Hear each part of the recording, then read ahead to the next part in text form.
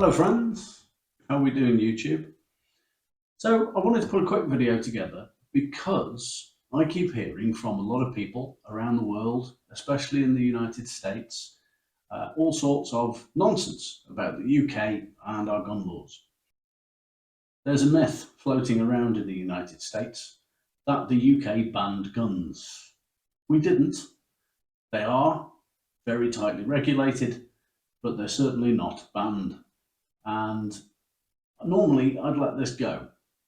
But the other day I was watching a podcast hosted by someone I respect very much in the States, and he was interviewing a former UK London Metropolitan Police armed officer who's moved to the States and is now teaching firearms safety and such like over there.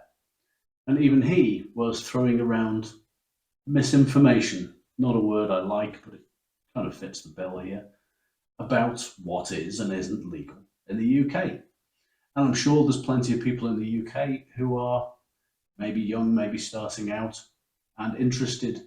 What can we have? What are the rules? And how's that going to work? So I thought I'd try and cover a bit of that, show you some examples, see if I can cast a little light and clarify things. So I will deal with the three main categories of guns in the UK. What I won't do is go into the granular detail. So there is some complication in the UK when it comes to historical firearms, things like cap and ball revolvers. It gets a little murky. There are grey areas and it's a very deep and wide bag of cats when you get to the more obscure realms of firearms enthusiasm. I will cover, as I say, the three main areas in which we can own and enjoy guns and firearms. So the simple entry point for anyone over the age of 18, you can buy an air rifle or an air pistol. For this, you do not need any licensing. You simply need to be of age. There are limits upon this. An air rifle must be limited to a maximum of 12 feet-pounds of muzzle energy, and an air pistol must be limited to 6 feet-pounds of muzzle energy. If they exceed this, they must be covered by what we call a Section 1 firearm certificate, and we'll get to that a little bit later. Now, you don't have to be 18 to enjoy air gunning. You can, between the ages of 14 and 17, use an air gun. Although you cannot purchase one, you may use one unsupervised, provided you have somewhere safe to shoot it and permission to shoot it there. If you are under 14, you can still use air guns, but you must be supervised by an adult at all times. So to give you a couple of examples, I keep an old air rifle around. I don't use it much these days, but it is useful when I'm teaching friends and family the basics of firearm safety, form and that sort of thing. So I've got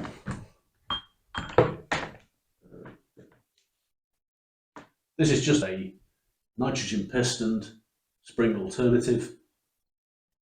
Simple, off the shelf, really nothing special. This is about a 10 foot-pound rifle. I personally haven't pulled the trigger on this in a long while, but my wife has, so I've been teaching her the ins and outs. So that's a basic air rifle. Many of you will have seen one of these many times, I'm sure.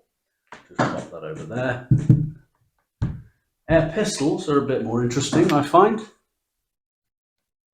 Now, you're probably aware that handguns are a no-no in the UK, but an air pistol is very much a possibility. This one is a Walther CP88. It is a semi-automatic rotary magazine fed 177 CO2 powered air pistol. And if I pop off that and give you a quick look over here, as you see, it's CO2 powered. No magazine in it at the moment, but it takes 8 rounds of 177 pellets, and it's great fun. It's not of sufficient power to do anything like pest control, for example. This is only somewhere between 3 and 4 foot-pounds. It's really a plinking pistol, but again, it's very useful for teaching someone the basics. And for someone like me who may just move to the States one day, it's quite good for drills. So that covers air guns in the most part. I will take a short break now and I will rearrange my table over here because unfortunately there isn't space for everything there. So next up, we're getting to the grown-up firearms. The next option in the UK is handled under Section 2 of the Firearms Act. And Section 2, broadly speaking, covers shotguns. Now, the legislation actually refers to shotguns as being any firearm with a smooth bore, that being an unrifled straight tube barrel. And as a result, this is also the bulk of the legislation that would cover owning something like a musket or a blunderbuss. The shotguns permitted under Section 2 essentially are all your classic shotguns, your side-by-sides, over and unders, single barrels, and so forth. As I previously mentioned, there's the restriction on projectiles. So if you want to use slug, that's not going to be covered.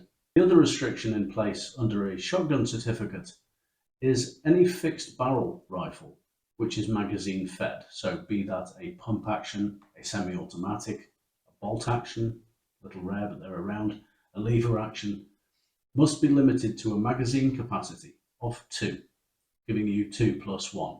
But if you wished to acquire or own a larger capacity pump, semi-auto or other magazine fed shotgun, that again would be elevated to Section 1 firearms. With the shotgun certificate, you are free to purchase, rent, acquire any shotgun you wish, which meets the legislation without restriction. If you wish to go down this road, I will be doing a video in the future on the application process and the requirements. A simple overview is that you must be over 18, of reasonable standing. You must not have any significant convictions behind you. Other than that, you should be fairly free to apply. And in most cases, you will have little trouble having a shotgun certificate granted. It is upon the head of your local police force to provide good reason to refuse you a shotgun certificate in the UK. So therefore the law assumes that you have a right to own one. And that's not the same as Section 1 firearms, as we'll learn in a moment.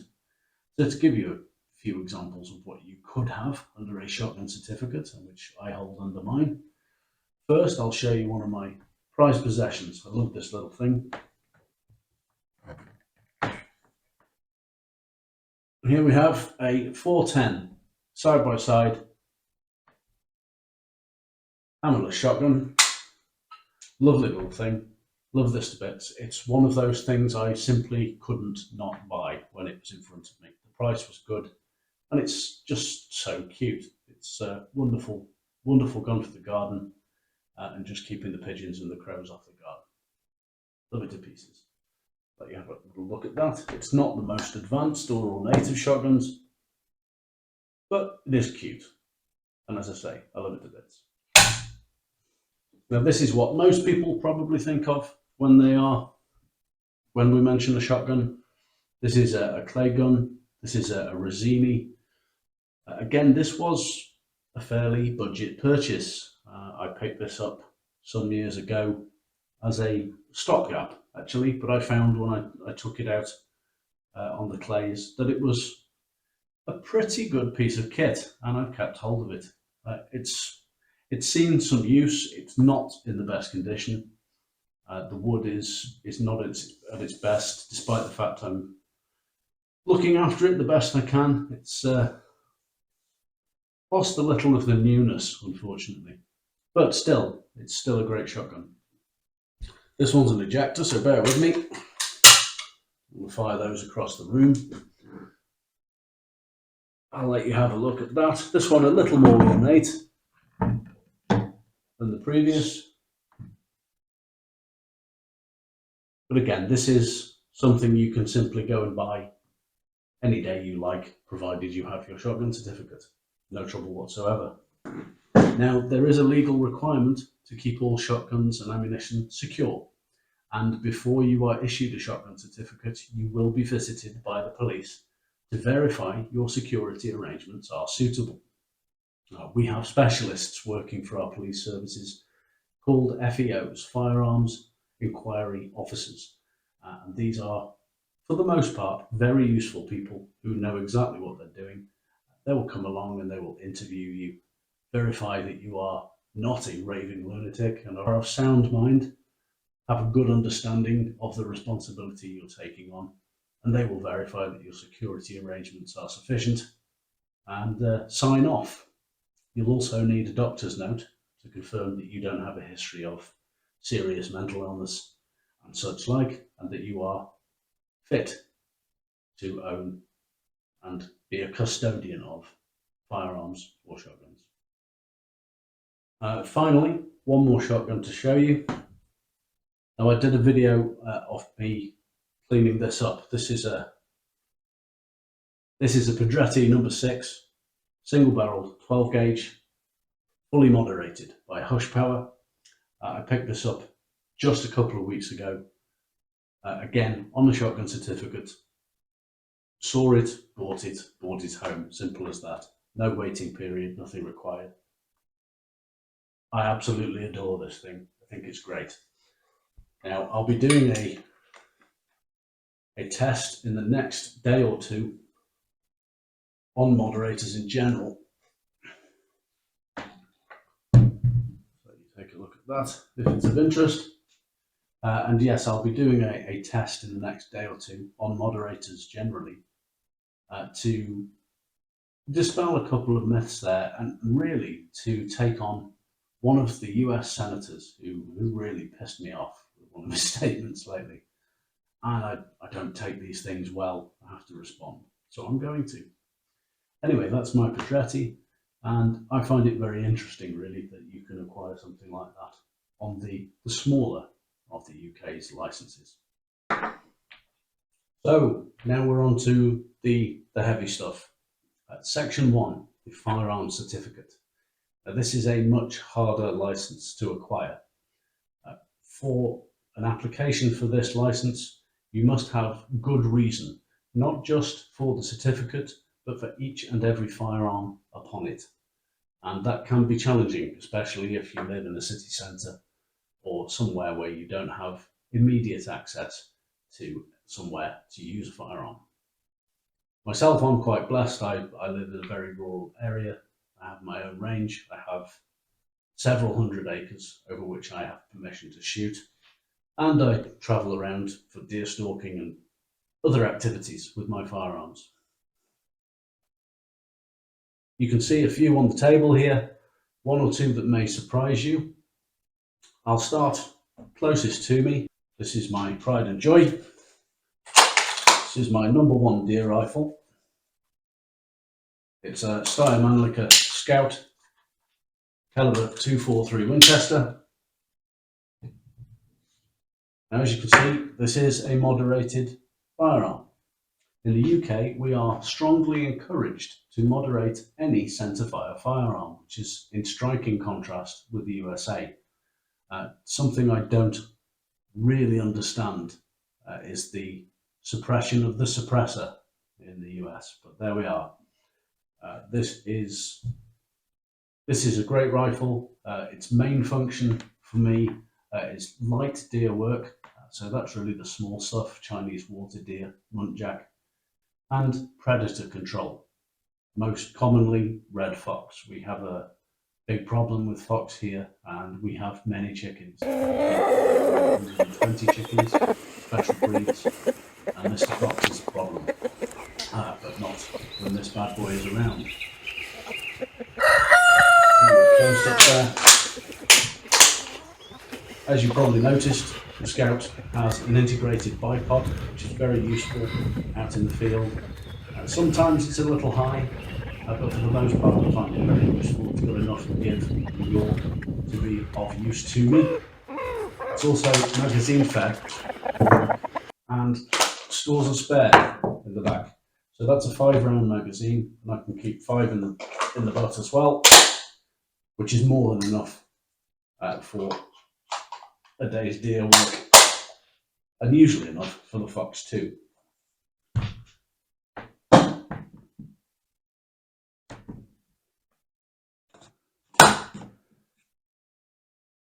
There we are. I will pass on showing you the other side of this one on account of the serial number being brightly in white, and I don't want to share that. So moving further away now, I mentioned that large capacity or high capacity shotguns must be held on a Section 1 firearm certificate, and this is mine. This is my Benelli M2, 12 gauge, 7+1, excuse I, just a snap cap. I do have a 9+1 tube, which I haven't got around to fitting to this yet. This is my pigeon gun for the most part. Spectacular piece of kit, absolutely love its inertia drive system. Really useful when you're putting out 250 rounds in a day. That can get a bit heavy on the shoulder. So this does take the edge off a little. I was tempted by the M4. It's a very sexy piece of kit, but for the job at hand, this is slightly better. I would have been able to pick the M4. When I specified my shotgun on my firearm certificate, it was simply semi-automatic high-capacity shotgun. So I could have picked any 12 gauge that I wanted. But there, sure those of you who are interested have probably seen one of these before anyway. I did and ah about going with one of the camo stocks, but given how much these things can get knocked about when you're clambering through the woods or sitting in a hide in the rain, I felt the black would hide the marks quite well. And so far it has. It actually looks nearly as good as new. Although I've just seen a mark on the stock that I'm not very impressed with, and I'm going to have to attend to. But there we are. The M2, a Section 1 shotgun. What we've covered there are two of the clearest descriptors in Section 1 firearms, and that is centerfire rifles, be that 243, 308, and so on. Any caliber is acceptable, provided you have good reason, up to and including 50 cal. The restrictions upon these are it must be a single shot firearm. It can be bolt action, it can be straight pull. Now, straight pull, for anyone who's not come across it, essentially refers to any firearm which in its original design state would be semi-automatic, but for the UK market must be permanently converted to be manually fed. So a straight pull is very much the same as a bolt action, but there's no need to unlock the breech. You can simply pull a lever straight back and release. And by that virtue, we could have an AR-15 in 5.56 straight pull. We could have an AK-47 straight pull. What we cannot have is a centerfire semi-automatic rifle. And what's on the table in front of me might make that seem strange. However, this is a 2.2 long rifle, semi-automatic. This is in fact an American gun. It's a Tippmann M422. I use this primarily for pest control, believe it or not. It's a superb piece of kit. The platform is fantastic. And while this isn't mil-spec, it's pretty close. It's all metal construction. And I absolutely adore the platform. I can see why it's so popular. It's a lot lighter than my more serious rifles. Very maneuverable. It's collapsible. It's very modifiable. I can strap anything to this. I've got night vision options. I've got light options. It really is a very good piece of kit. 25 round magazines, and I find it invaluable, as I say, for pest control. It's also very good for the bunnies going rabbiting, especially when you're clambering through trees and such like. something compact and manoeuvrable is great. And it's also a lot of fun for plinking, a bit of target practice, running some drills, that sort of thing. Lovely piece of kit. So how do we have those, you might wonder? So in the UK, under Section 1, interestingly, our legislation's wording is tried to be very specific and ended up being both too specific and not specific enough. So the legislation states we may have a semi-automatic rifle in 2.2 rimfire. Now, when that was written, my understanding that the 2.2 Magnum, the 2.2 WMR, was not in popular use in the UK. So it didn't fall under the category. I think what they meant to say was in 2.2 long rifle, but they didn't. So we can have a semi-automatic in 2.2 long rifle, or indeed 2.2 short, 2.2 long, or 2.2 WMR. And I'm currently shopping for a 2.2 mag. Now, I wish they'd just said rimfire, because to my mind, a semi-automatic 1.7 HMR would be one hell of a gun. Unfortunately, that's not what the legislation says. There is a move by some of the UK's gun groups. We don't really have a gun lobby as such, but we have a number of associations that support our sport. We have the British Association for Shooting and Conservation. We have the Clay Pigeon Shooting Association, the UK National Small Bore Rifle Association. We have a number of associations and societies which are keen to get the law changed to simply read rimfire. So if we could have a 1.7 HMR rimfire semi-automatic, that's something I'd absolutely love to own. Nonetheless, that's not a possibility. This is about as good as it's going to get in the UK if you're interested in a semi-automatic rifle. Again, you'll note it's suppressed. There is a real concern with UK authorities that if somebody hears a rifle shot and knows where that rifle shot came from, then criminals might come and steal your gun. I can see the logic, although it's a little fuzzy, but that said, a good moderator does mean they'll have a hard time finding me and nicking my gun. That said, were I a criminal who wanted to steal a firearm, I'm not sure the first place I would go is running towards someone who just fired one. Anyway, these are politicians and lawmakers. I can't pretend to understand their thinking all the time. So the breech is open there on the Tipman. I'll pop that there for a close-up. Let's pop the magazine out. It is, of course, empty. So there's a close-up of the Tipman.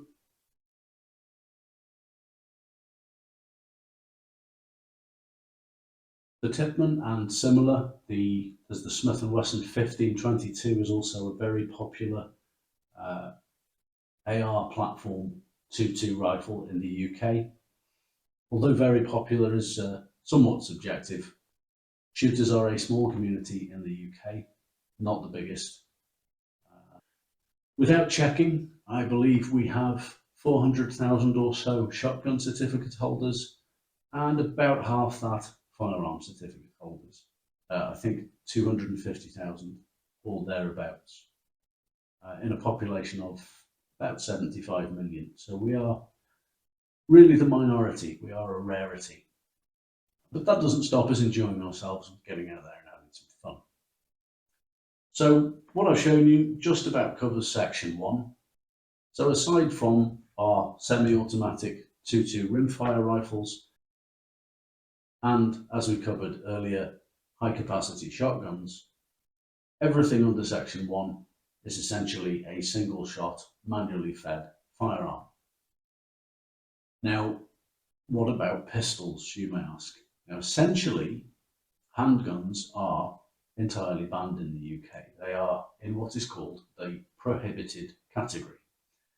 Now, the prohibited category does not mean it cannot be owned. It does mean it's extremely difficult to own.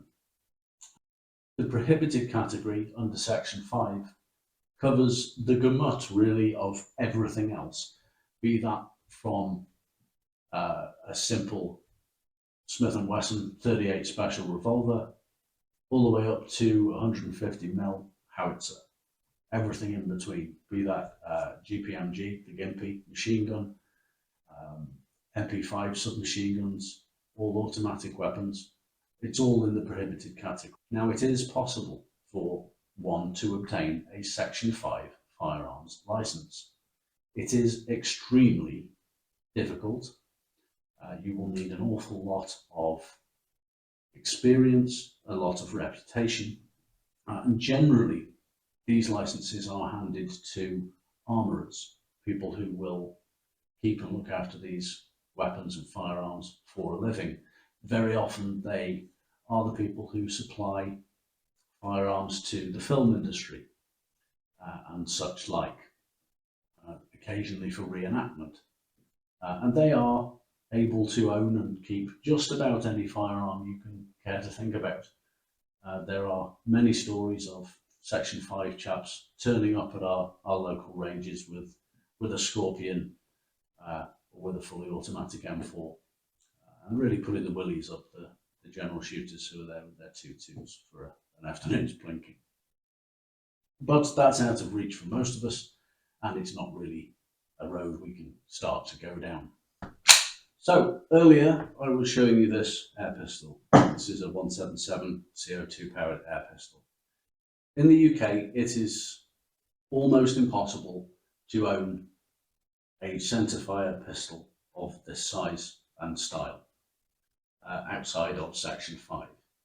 It's not impossible, however, to have a pistol. Now, I don't personally go for what's available, and therefore I'm going to put a few pictures up on the screen for you now and just give you a description and an explanation.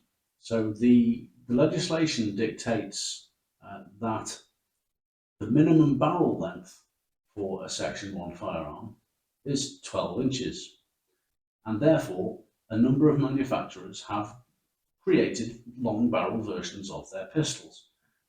If you can imagine this being a centerfire pistol, the legislation would allow me to purchase one of these provided I had good reason, and that would usually be target shooting. If the barrel were extended to 12 inches, so about this long, usually these styles are, the extended barrel is usually hidden in a fake suppressor to keep the aesthetic of the gun. But that is not enough. First of all, you can imagine a 12-inch barrel would make this a pretty unpleasant gun to use. It would be very front heavy and a lot of work. However, the legislation goes on to say that the minimum length of a firearm under Section 1 is 24 inches. So as well as your extended 12-inch barrel, you will have to tolerate having what's usually referred to as a coat hanger. So this is an extender or even a counterbalance, a fixed wire or metal protrusion from the back, very often with a counterweight at the end of it, which will be added to essentially make the gun not concealable. That's the concept.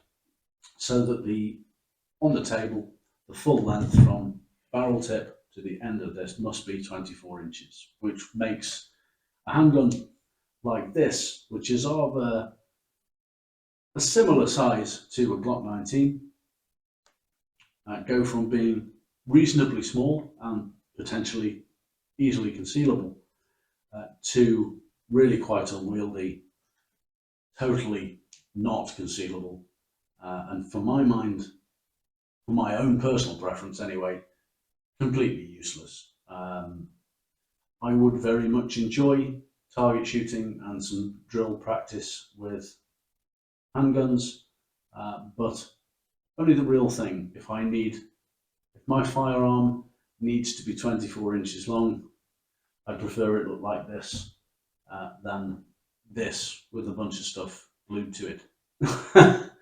And that's just me. However, if you are interested in pistol shooting under those provisos, there really is very little limit to what you can get into. I know of folk who have nearly any handgun you care to think of. Some of the manufacturers, as I say, produce long-barreled UK versions of their handguns specifically for our market. Others would require a custom order, but really anything is possible. Hopefully that covers what we can and cannot have in the UK. Just to note, there are technically no limits to how many firearms you may own in the UK. Under a shotgun certificate, there is no limit to how many shotguns you might want to own. Many people have vast collections. Myself, I keep a good number, not hundreds, but plenty. The only proviso, of course, is that they are secure, and this applies to all firearms. They must be securely stored. And that can become a problem when the numbers get high. You need bigger and bigger safes, gun rooms, and onwards. Very often, if you begin to acquire a significant number of firearms, especially Section 1, if you're getting into double figures and beyond, the police, the authorities, may very well require that you increase your security significantly. So while you may have started out with a simple safe and a separate ammunition safe, you might find they require more increased security. That might be alarm systems with a police call function. It might be a more secure room in which the safe is stored. It really is a case-by-case basis, but when you are reaching the numbers of guns that make them nervous, shall we say, they might ask for a little more from you. And I think that's fair enough. We, as I've said before, in the UK, our gun laws are pretty strict, although in fairness to our government, given how strict they do try to be as permissive as they can within the framework that's been laid out previously. They do have to speak up for the police and firearms inquiry officers. For the most part, they're very good at what they do, and they're very good at managing the laws which have been laid out. There are unfortunate exceptions, and I've spoken about these before, but they do their best. The law is as the law is written, and that's beyond their control. But within those guidelines, they try to do their best and be as permissive and understanding as possible. So I hope I've given you some idea of what's going on in the UK, what we can and can't have. Maybe I've broken the myth that guns are banned in the UK. They're certainly not. I have one or two. I've shown you a few of them. Maybe I'll show you a few more over time. We'll see. I'm always shopping. Got my eye peeled for a nice 308 at the moment. So if that shows up, if I find one that tickles my fancy, I will certainly share it with you. Thanks for coming along as ever. It's appreciated. If you like what I'm putting out, give us a like. Please subscribe to the channel. It helps me an awful lot. If you have an argument to make, if you want to tell me I'm stupid or I've got something wrong, by all means drop a comment. I welcome feedback. I'm just a middle-aged guy yabbering away on YouTube. I may easily have missed something. I may have misspoken. If I have, correct me for pity's sake. I don't want to be giving people the wrong information. And as always with videos of this nature, I have to put the caveat out there. I'm not a lawyer, so don't take anything I say as being legal advice. It isn't. If you need legal advice, please speak to a solicitor. That's what they do. Me, I just shoot. Thanks as always for being here. It's very much appreciated. You take care and stay peaceful.